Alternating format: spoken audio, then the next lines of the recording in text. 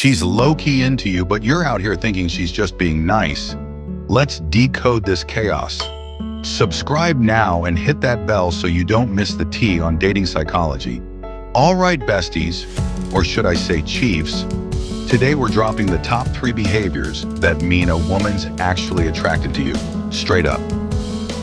Number 1, she's a human lie detector, but in a good way. She remembers everything. Like how you said you love spicy adobo, or that your fave game is Valorant. She's not stalking you. It's her brain prioritizing details about people she's into. Number 2, she mirrors your moves. You lean in, she leans in.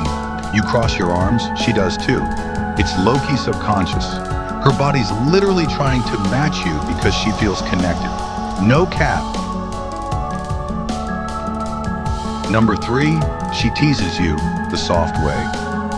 She'll joke about your dad's shoes or how you always order extra rice, but it's never mean. That playful banter, it's her way of building chemistry without making it awkward. Like this video if you learned something, and drop a comment with which behavior you've noticed in real life.